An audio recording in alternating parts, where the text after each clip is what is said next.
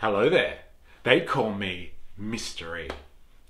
I often hear the word rebel thrown around in public discourse and referenced in popular culture. And depending on the circumstances and the story being told, it will either be cool and sexy or just flat out evil. People use rebel to damn their enemies, but then also to idealize those who struggle for a cause that is deemed to be right and true. Such a versatile word. Whatever it is that causes our fascination with the rebel, it was unclear to me why it evokes such a visceral response. People seem to feel the rebel plight, whether they support it or not, but they cannot clearly define what it is to be a rebel. Meaning we have an emotional response to rebels but can't articulate why, or their profound importance as part of the human story. And I thought that was worth investigating. My name is Mystery. For reasons unknown, I have been thrown back into the past almost 100 years, and this is my story. The Cambridge Dictionary defines a rebel as a person who is opposed to the political system in their country and tries to change it using force. I think that is a superficial definition and plays on stereotypes, but it is nonetheless important.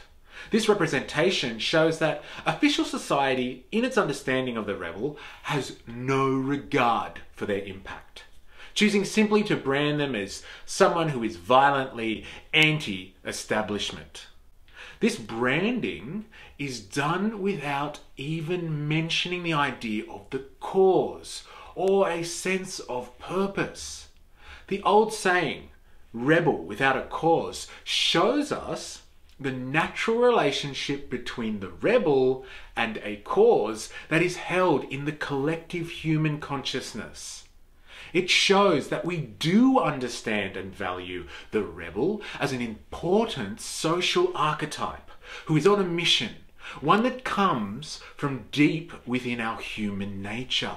The Cambridge definition, which severs cause from the rebel, paints only the picture of an aimless individual seeking to destroy that which they oppose.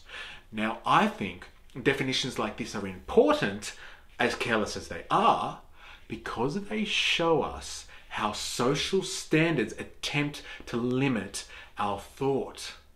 They offer a lifeless, unemotional depiction.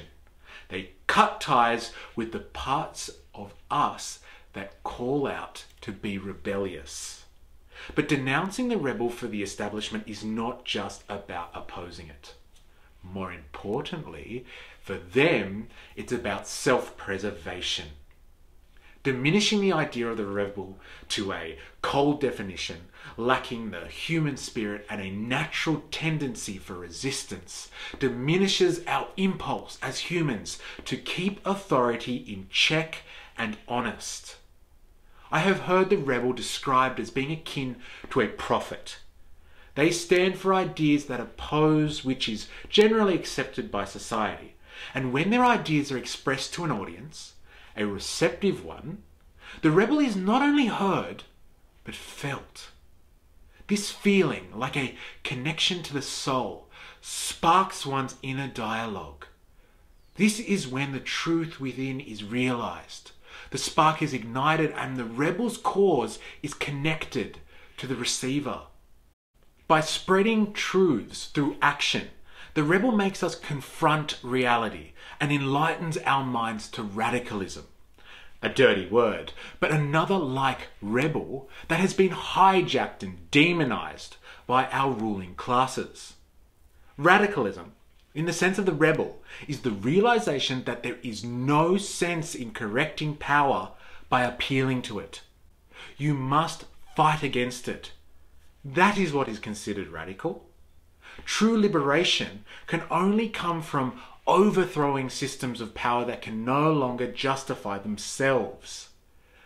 This is the truth that the rebel rallies to their cause, that which is a destructive force for the foundations of any establishment.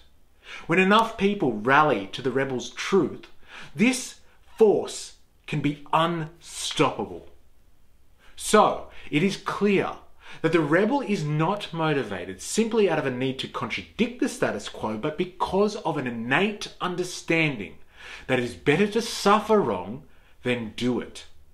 Meaning, the rebel does not just join the establishment because it's easier than resisting, but they suffer its consequences and its retaliations in the hope to change it. And so, it can be said that a rebel listens not to reason, but listens to their inner voice. A rebel seeks not the luxuries awarded to those that would bow down to authority. They are aware that virtue is not rewarded in money or title.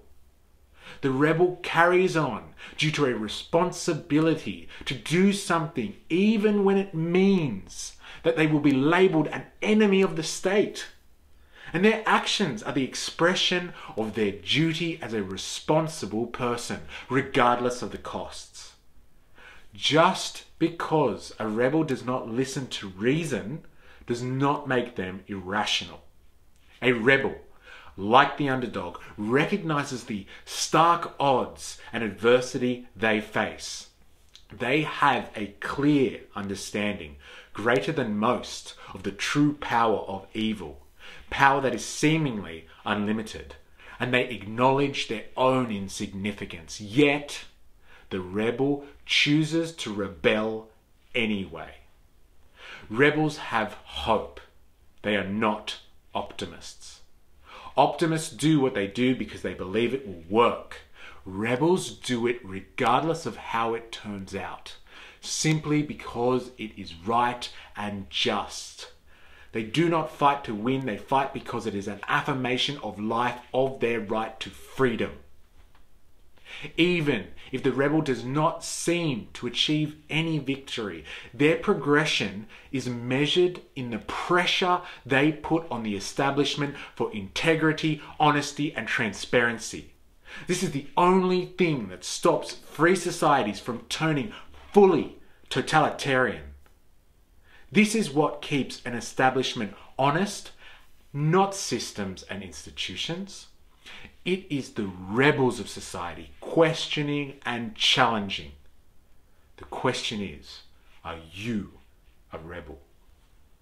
If you are, give this video a like and a share. Please subscribe for more. There is much to learn of the revolution. Remember, I am, you are, we are a mystery.